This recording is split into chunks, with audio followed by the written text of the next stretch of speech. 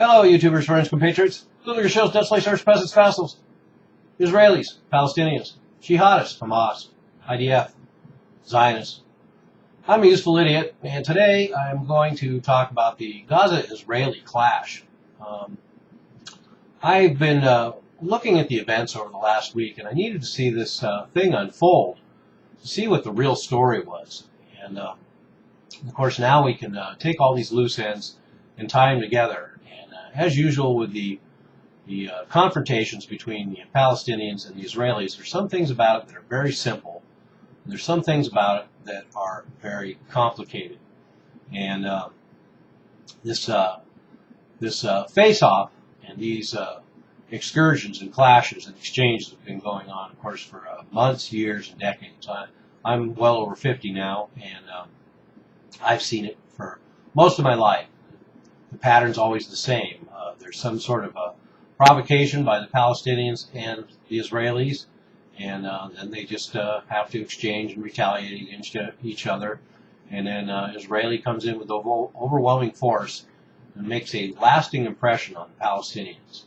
And this is a pattern that repeats itself over and over again. And I personally find it very heartbreaking, very frustrating to see these two go at it over and over and over and over again, seemingly endlessly.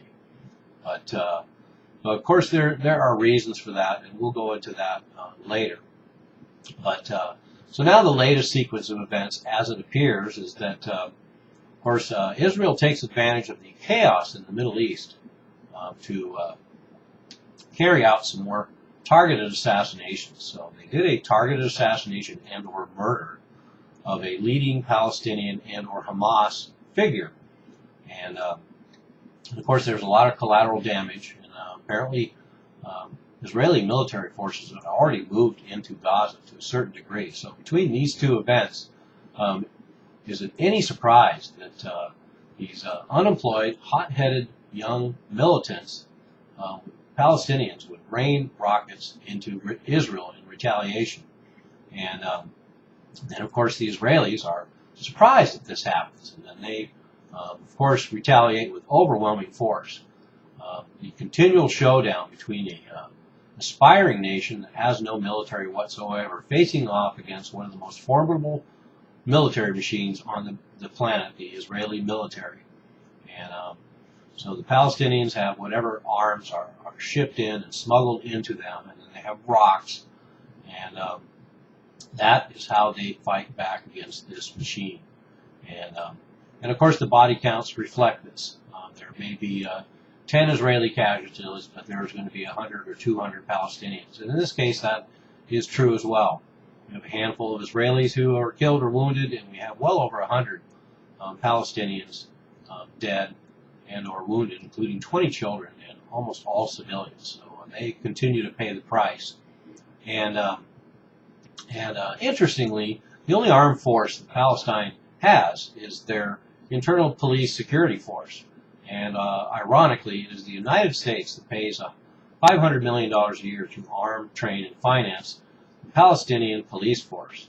And then, of course, the Israelis come in, and the first thing they do on this attack on Gaza is flatten the police headquarters, which American taxpayers paid for. So the American taxpayers paid for the Palestinian police, and we also bankroll the Israeli army, who are now facing off against each other. So one of those little interesting, ironic footnotes in all the complexity of foreign policies.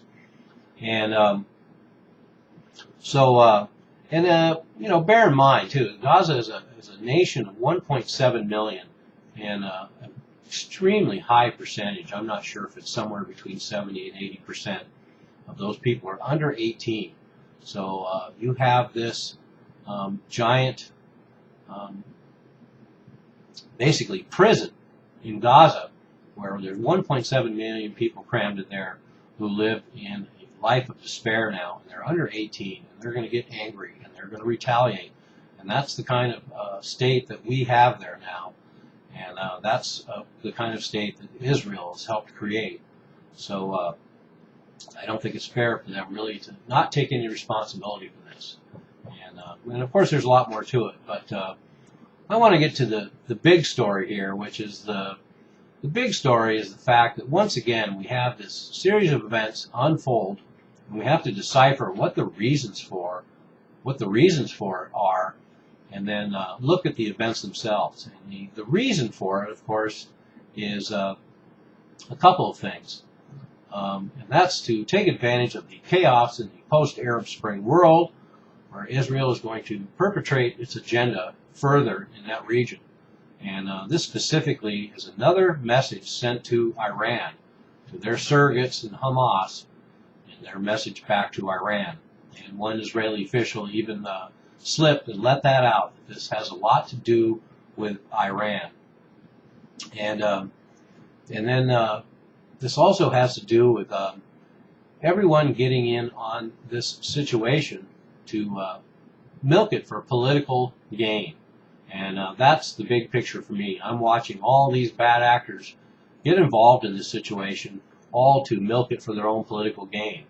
And so we have Turkey, who's part of NATO and an American ally, who's been trading shots with Syria. And they want to be a bigger player in the post-Arab Spring Middle East. So they're going to have their cake and eat it too. They're going to be in NATO. They're going to be an American ally. But they're jockeying position with their Middle Eastern base by declaring that Israel is a terrorist state in this sequence of events. So that's Turkey scoring some brownie points with their Arab, Muslim, Middle Eastern base. And then we have Obama scoring some brownie points by showing his solidarity with Netanyahu and giving him carte blanche in this situation. And the U.S. even blocked a UN Security Council action to condemn Israel for their response in this situation.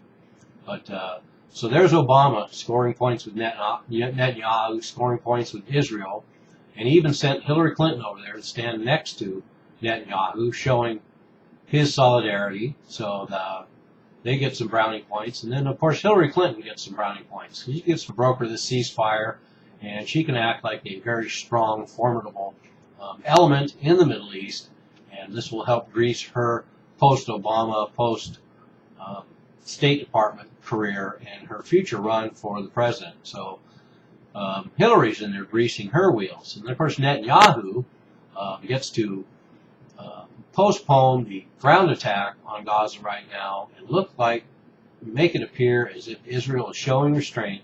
So he gets to come out smelling like roses. And then I think this also has a lot to do with the upcoming election in Israel. So he's appealing to his hardline Israeli base.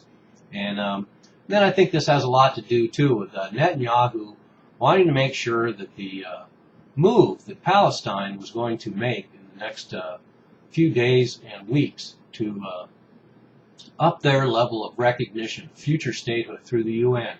I think Netanyahu wanted to derail that. So to me, that's a big part of this puzzle. So anyway, and then we have Morsi in the Muslim Brotherhood in Egypt, who brokered this ceasefire. And of course, that's scoring brownie points for Morsi and Egypt. And interesting timing there, because they just got a $4.8 billion loan through the IMF. So I'm sure all of this stuff hangs together. Everybody's milking the tragedy of the Palestinian people for their own political gain, and Egypt certainly is part of that. So they get to join the pantheon of debt slave nations by immediately taking out an IMF loan and getting on the hook. And so then they broker this ceasefire.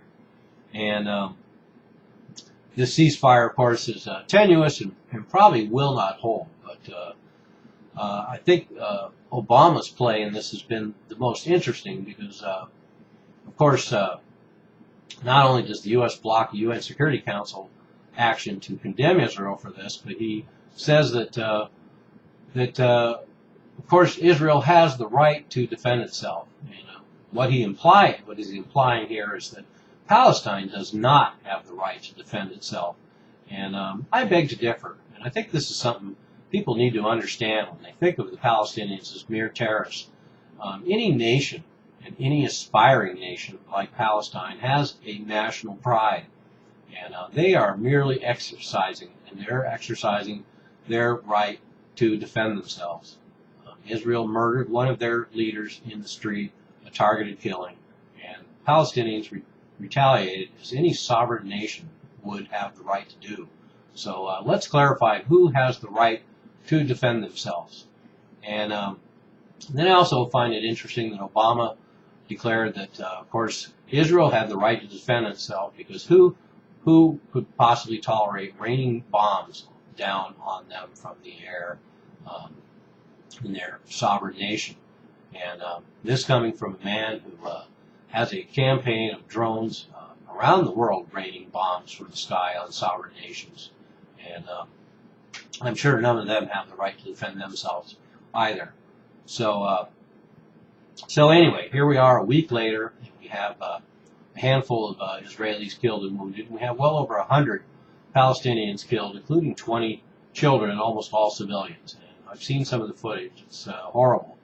I would hope that if any of that footage appears on Israeli TV, which is doubtful, it would move the hearts and minds of the Israeli people to not allow this sort of thing to happen.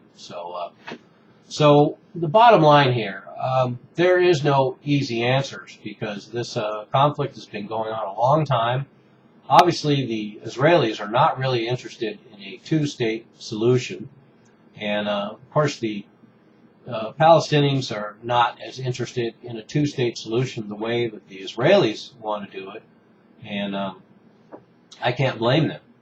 And a very tragic situation going on. And it's a sad thing that the Palestinians don't get more voice in the international community, and that the Israelis get too much. And I do understand the Israelis' need for security in that region, but I would suggest that certainly compared to most other nations in that region, they have a pretty fair amount of security. And the fact that they have the most formidable military in the region gives them a certain amount of security. And the fact that they are armed to the teeth with nuclear weapons gives them a certain amount of security. And certainly their reputation gives them a certain amount of security.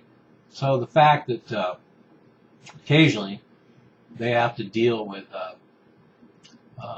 rampant elements and militants firing at these rockets occasionally, I don't want to minimize it, but I also think that it's generally rather overblown.